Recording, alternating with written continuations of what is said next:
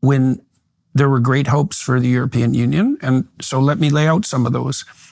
The hope was, it's kind of analogous in a way to the hope that if we brought China into the capitalist economic system, that would produce a liberalization in political ideology in China, a freeing. And you can understand that was a plausible hope. And it's certainly the case that the Chinese economy has grown dramatically and the cost of certain consumer goods have plummeted. The working class has paid a price for that. And absolute privation in many ways has been drastically limited in China. So it wasn't a complete failure, but the idea that it would liberalize China has turned out to be like, that just didn't happen even a little bit.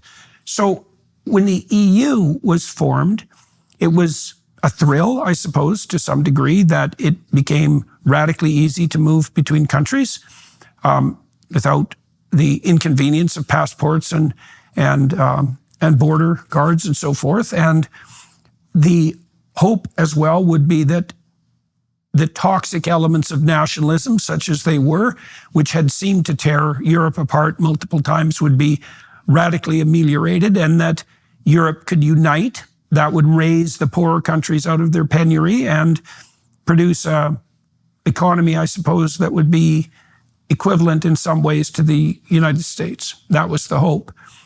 And the consequence was, and this is why the UK left, the consequence was really the elimination of intermediary political structures and the creation of a super organism in Brussels. I've been to Brussels, to the home of the EU. The building that enterprise is housed in is a monstrosity of cataclysmic foolishness. It's like the world's biggest and ugliest, badly designed airport. Tiny offices. I've got a comical story for you. I was there 3 years ago, maybe, speaking to another far-right politician from Eastern Europe, Romania, I think. And he had this tiny little office. And while I was there, the environmental police came into his office and adjusted his thermostat, right, so that he couldn't keep it cool fundamentally because of the green requirements. And there wasn't a damn thing he could do about it. And, I've talked to Bjorn Lomborg about thermostat adjustments and the fact that they're deadly, essentially, especially to elderly people, especially in the winter. But I thought it was so telling that we had gone to this staggeringly hideous monstrosity of a building. It was just a rat's maze inside. There was I don't know how you would ever orient yourself inside that building. It's gargantuan. And then to speak with this elected official who was powerless. Now, he wasn't happy about this, by the way, but who was powerless to adjust his own thermostat. I thought, that's pretty much exactly it. So you got a radically centralized Europe where the distance between the citizens and the government grew to like slave tyrant proportions. And so a hyper elite with disenfranchised people, that's what it looks like to me.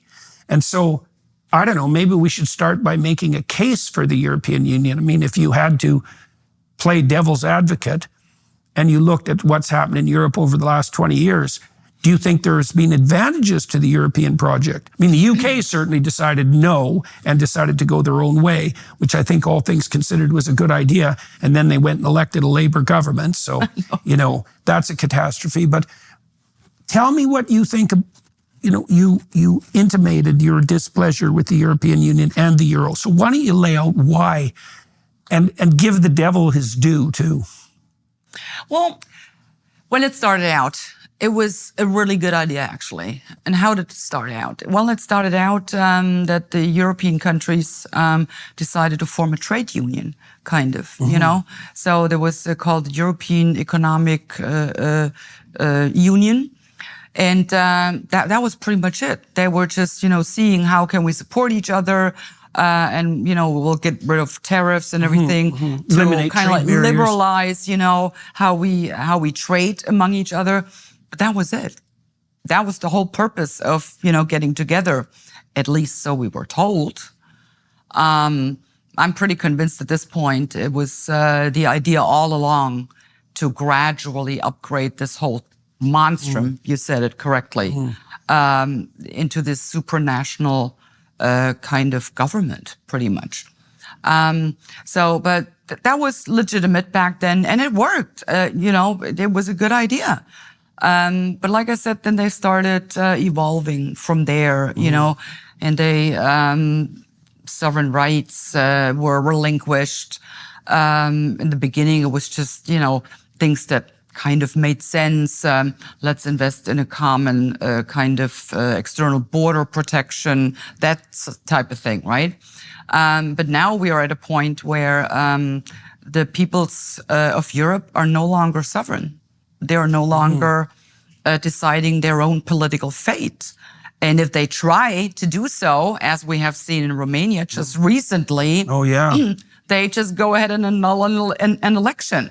And to this day, they have not brought up any substantial evidence for their claim that Călin Ceausescu was apparently allegedly financed somehow by Russia or whatever. Just like Trump. Exactly. So they just claimed that was enough to just annul the election. And not only that, but bar him from running again.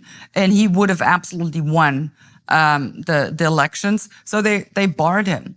So they tried similar shenanigans, let's say, with Marine Le Pen. Oh, of course. Really. Oh, absolutely. Another far right. So they're not even hiding anymore, right? They're not even hiding it anymore.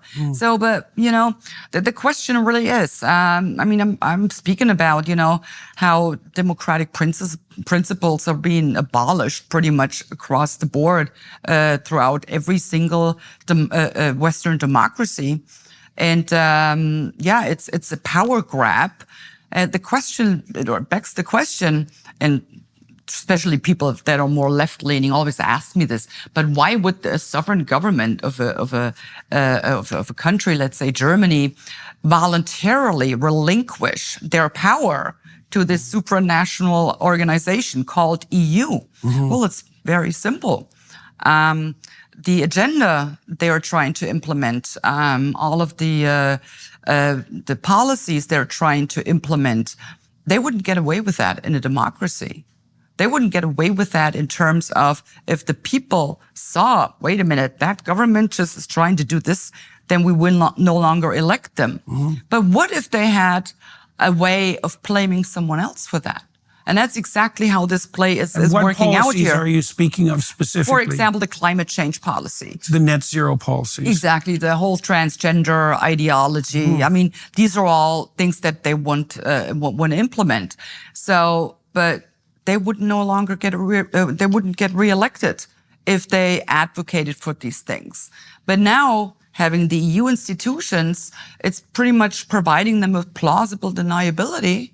Now the elected government in Berlin can tell the Germans, well, we wouldn't have done that to you. We would not have passed this, but there's nothing we can do. It's coming from Berlin, from Brussels. Right, and when national parties, I've seen this in the Netherlands, when national parties try to move in a direction that the Brussels elite do not approve of, then often environmental groups, the Greens in particular, take them to court and frequently win, right? And so the activist types have got an appeal to a centralized authority that can supersede national sovereignty, and that frequently does. Exactly. Right. Exactly. I saw I think it was Keir Starmer, if I remember correctly, who made some denigrating comments about Westminster not so long ago, it's probably a few years, pointing out that the real seat of power and the real decision-making authority rests with these supranational organizations like the WEF and the EU. And so it also seems to me to be the case that politicians whose ambition knows no bounds have their eye on the ultimate prize.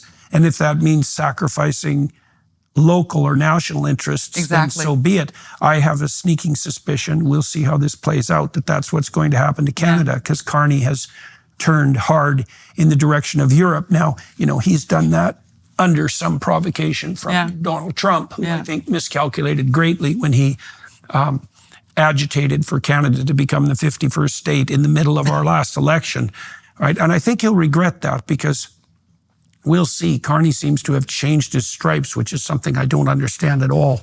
But I think if he's still the same man that he was, Trump managed to get a pretty canny enemy instantiated on the northern border. And I think Carney is positioning himself as the leader of the opposition. He's trying to do that, the leader of the opposition to Trump across the world. So there is this desire, especially by the statist types, to serve the highest possible master. And that has meant the WEF and the EU.